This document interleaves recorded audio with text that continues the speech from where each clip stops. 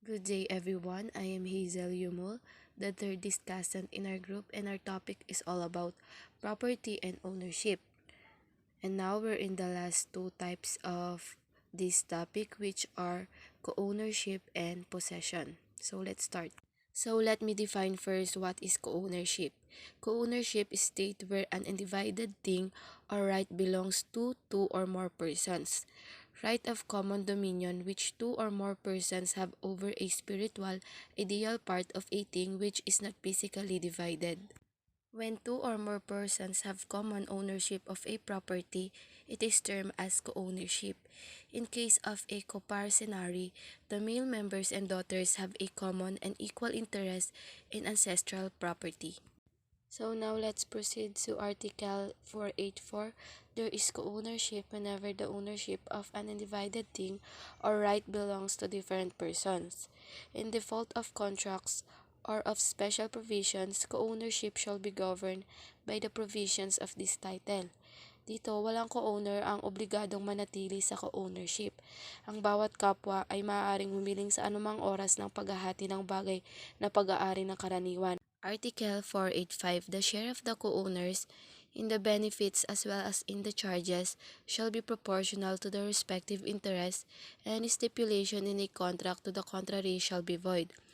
Dito, as a part of the co-owners, dapat yung dalawang tao na involved, meron silang fair and balanced na paghahatian. Kumbaga merong constant ratio to another quantity. The portions belonging to the co-owners in the co-ownership shall be presumed equal unless the contrary is proved. And yung stipulation kasi means an agreement between the parties to a lawsuit.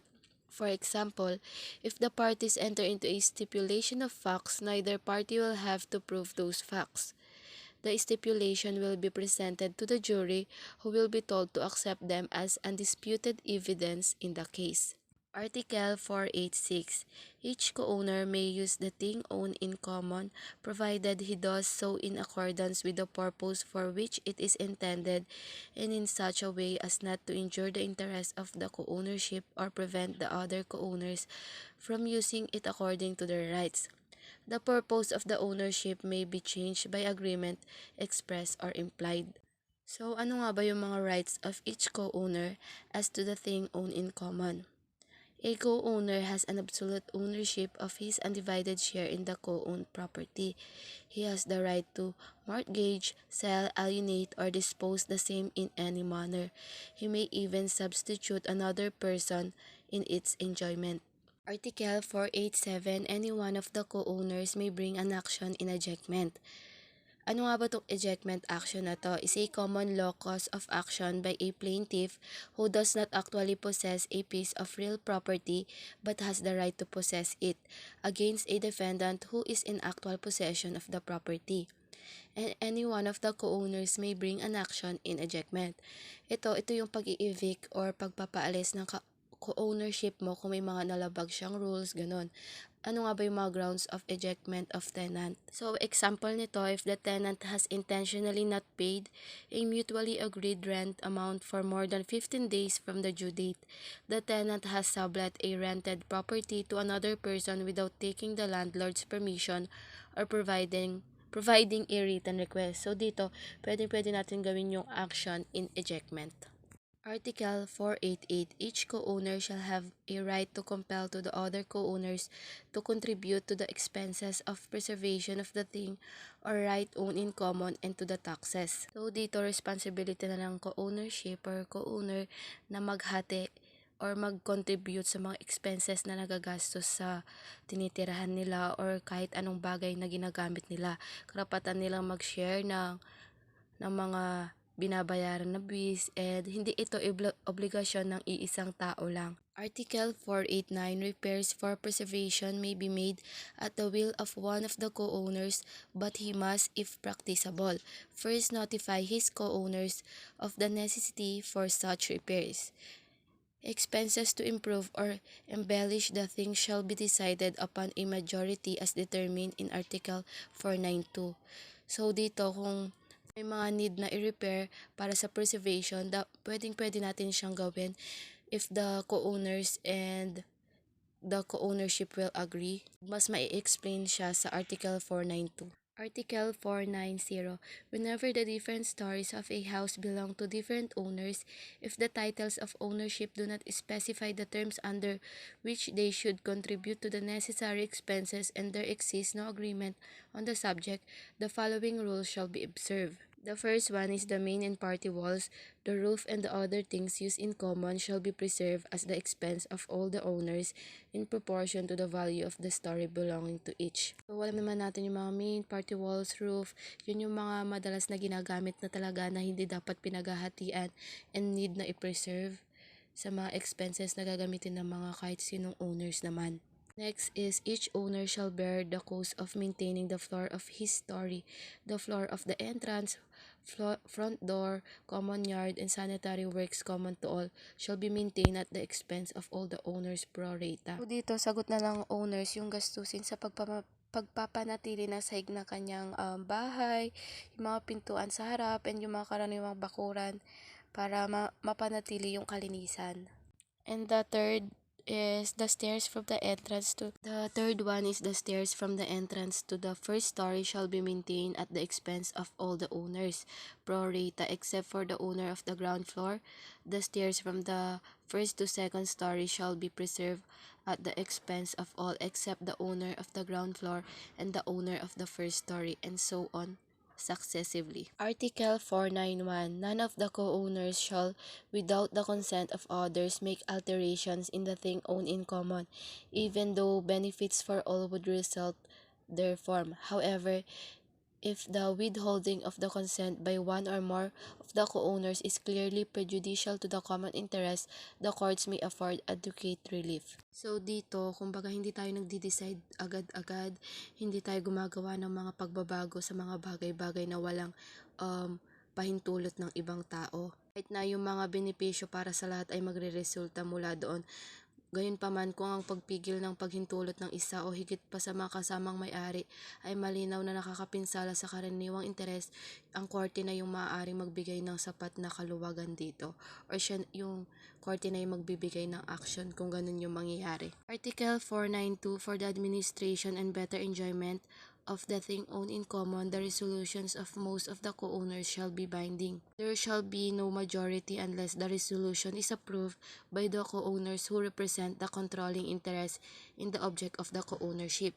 Should there be no majority, or should be the resolution of the majority be seriously prejudicial to those interested in the property owned in common, the court, at the instance of an interested party, shall order such measures as it may deem proper, including the appointment of administrator.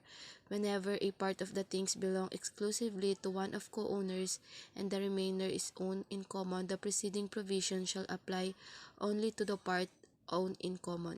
Article 493. Each co-owner shall have the full ownership of his part and the fruits and benefits pertaining thereto, and he may therefore alienate, assign, or mortgage it, and even substitute another person in its enjoyment except when personal rights are involved.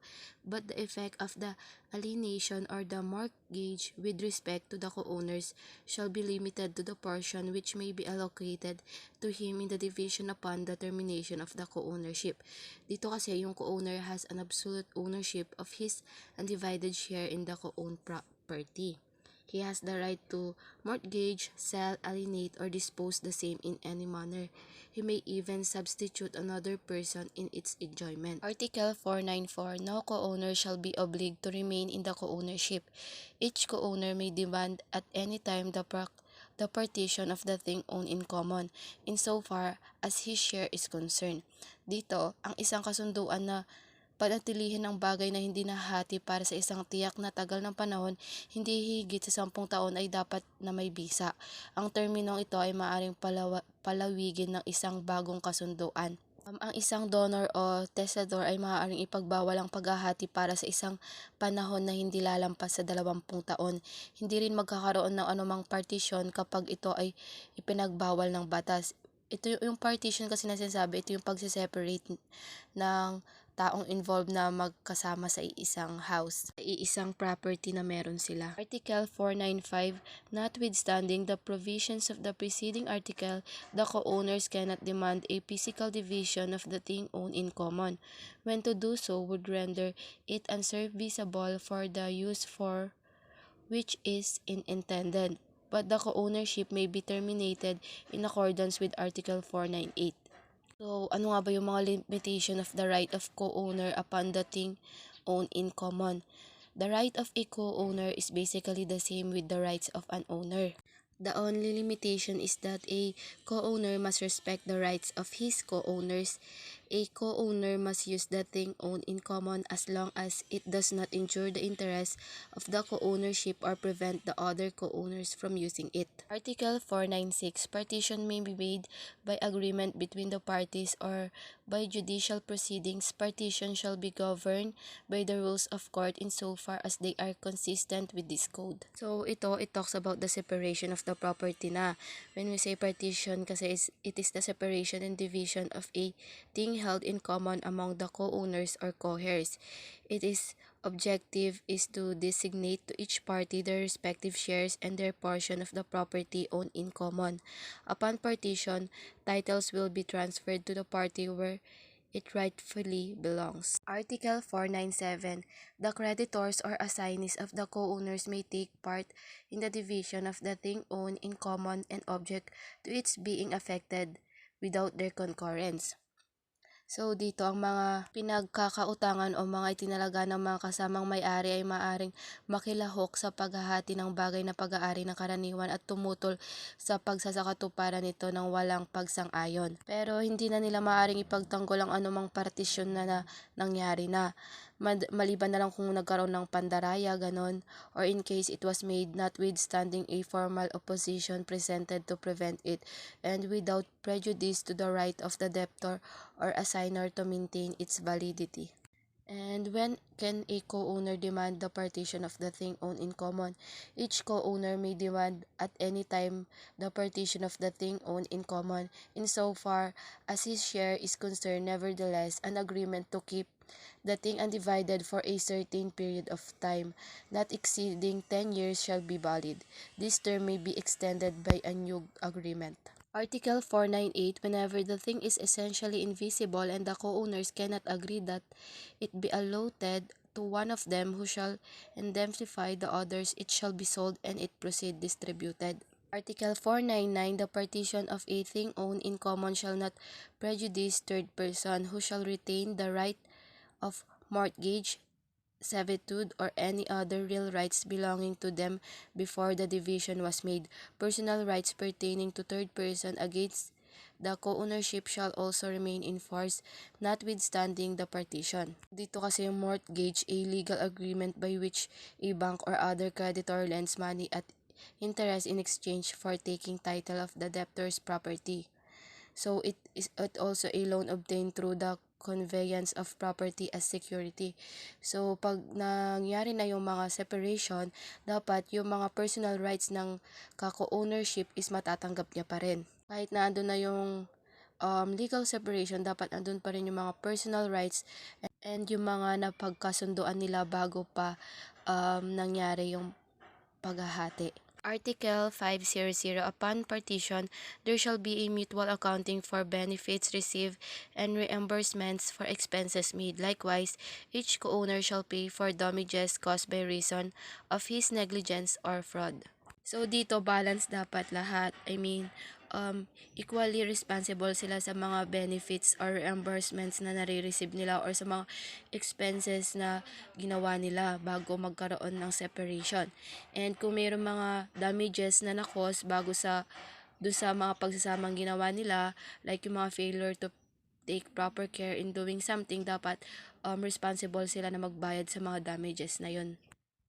So lastly, Article 501, each co-owner shall, after partition, be liable for defects of the title and quality of the portion assigned to each of the other co-owners. Dito, ang bawat kapwa ay dapat pagkatapos ng paghahati ay mananagot para sa mga depekto ng titulo at kalidad ng bahagi na itinalaga sa bawat isa sa iba pang mga kako-owners. So now let's proceed to possession.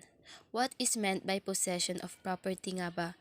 Though in law, it is difficult to define the concept of possession because there is no precise definition of possession.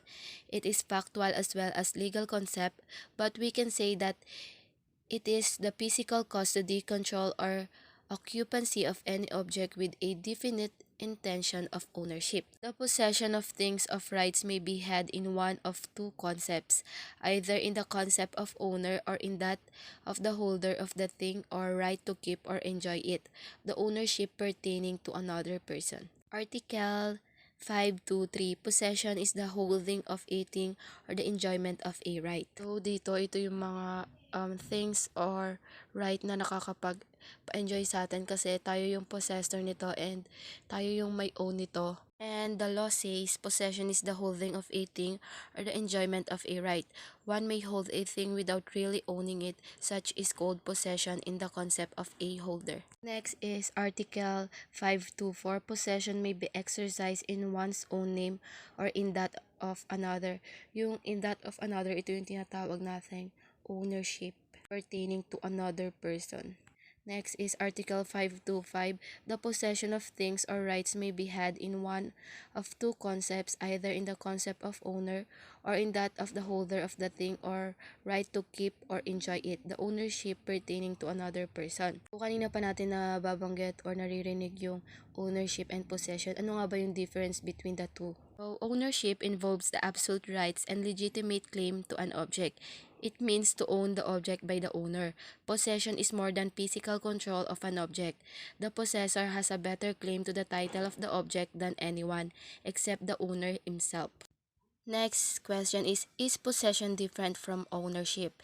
Yes, juridically speaking, possession is distinct from ownership. Without a doubt, the registered owner of real property is entitled to its possession.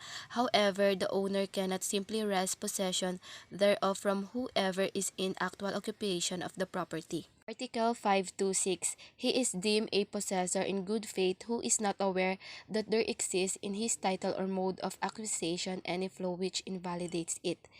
So, dito, pagkakaintindi ko sa good faith, ito yung meron na palang mga mali bago niya nakuha yung property. Pero hindi siya aware kasi hindi niya naman alam yon.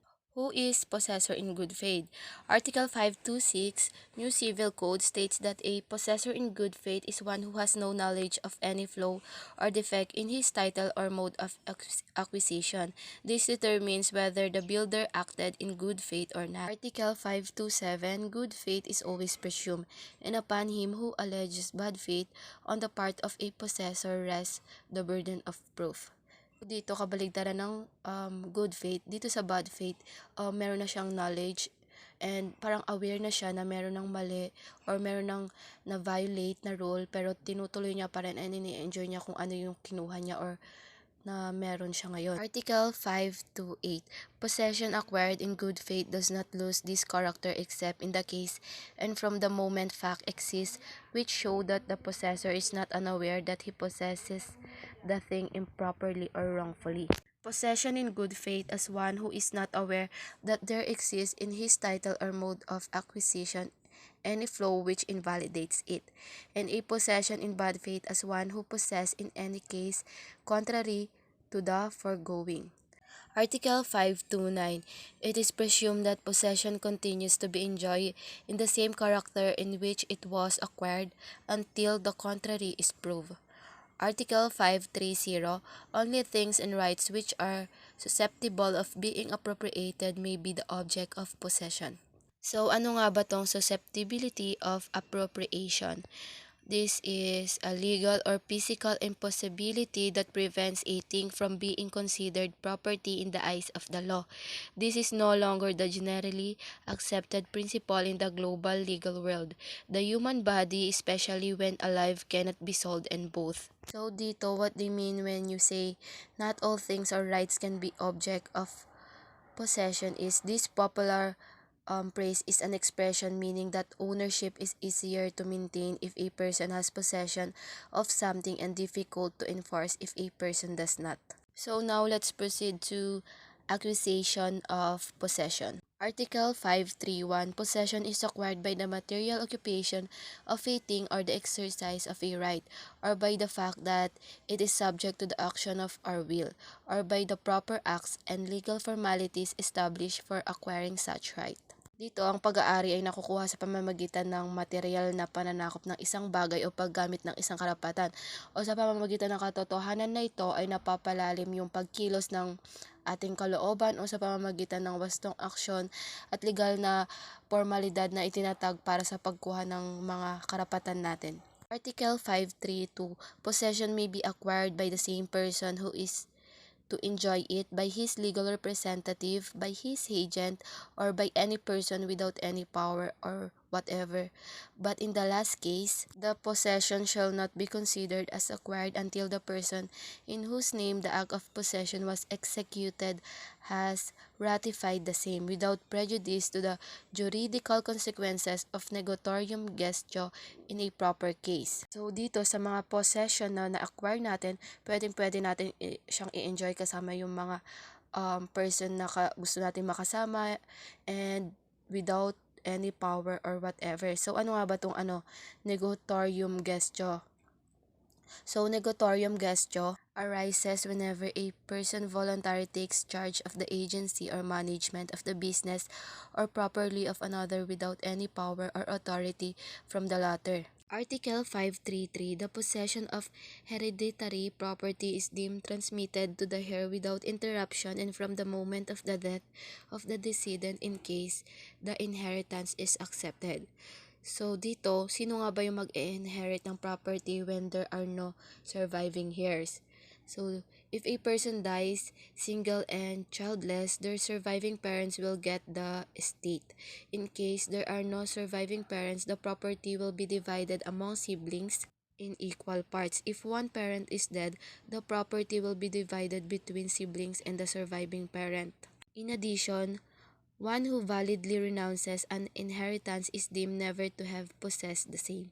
Article 534. On whom succeeds by hereditary title shall not suffer the consequences of the wrongful possession of the decedent, if it not shown that he was aware of the flaws affecting it, but the effects of possession in good faith shall not benefit him except from the date of the death of the decedent. So dito, kung kanino man mapupunta yung titulo or yung mga property na pinagmana sa yumaong pamilya, hindi dapat magdusa yung makakatanggap ng property na yon, lalo na kung hindi naman siya aware or hindi niya alam yung mga nangyari noon. Article 535. Minors and incapacitated persons may acquire the possession of things, but they need the assistance of their legal representatives to exercise the rights which from the possession arise in their favor. So dito, mga minor de edad at mga taong may kapansanan ay maaari din ma-acquire yung mga possessions na sa kanila. Pero kailangan nila ng guidance or assistance ng kanilang mga kinatawang pamilya para magamit nila yung karapatan nila sa pag-aari na meron sa kanila. Article 536. In no case may possession be acquired through force or intimidation if there is a possessor who objects thereto. He who believes that he has an action or right to deprive another of the holding of a thing must invoke the aid of competent court if the holder should refuse deliver the thing. So dito, sa anumang kaso ay maaaring makakuha ang pamamay-ari sa pamamagitan ng pwersa o pananakot kung mayroong isang nagmamay-ari na tumutol dito. Siya na naniniwala na siya ay may aksyon o karapatang bawiin ang iba sa paghawak ng isang bagay ay dapat humingi ng tulong sa karampatang hukuman kung ang may hawak ay dapat tumanggi na ihatid ang bagay. Article 537. Acts merely tolerated and those executed clandestinely and without the knowledge of possessor of a thing or violence do not affect possession. Article 538. Possession as a fact cannot be recognized at the same time in two different personalities except in the case of co-possession. Should a question arise regarding the fact of possession, the present possessor shall be preferred. If there are two possessors, the one longer in possession, if the dates of the possession are the same, the one who presents a title. And if all these conditions are equal, the thing shall be placed in judicial deposit pending determination of its possession or ownership through proper proceedings. Now we're in the last part, which is the effects of possession. Article 539, every possessor has a right to be respected in his possession, and should be disturbed therein he shall be protected in or restored to said possession by the means established by the laws and the rules of court. So in here, a possessor deprived of his possession through forcible entry may within 10 days from the filing of the compliant present a motion to secure from the competent court. In the action for forcibly entry, a writ of preliminary mandatory injunction to restore him in this possession. The court shall decide the motion within 30 days from the filing thereof. Article 540. Only the possession acquired and enjoy it the concept of owner can serve as a title for acquiring dominion. Dito yung tanging ang pag-aari na nakakuha at tinatangkilik sa konsepto na may-ari ang maaaring magsilbi bilang isang titulo para sa pagkuha ng powers. Article 541. A possessor in the concept of owner has in his favor the legal presumption that he possesses with ages little and he cannot be obliged to show or prove it. Dito, kung yung possessor nagtatanglay siya ng legal at makatarungang titulo, hindi siya obligadong ipakita or patunayan pa to sa mga iba. Article 542. The possession of real property presumes that of the movable therein so long as it is not shown or proved that they should be excluded.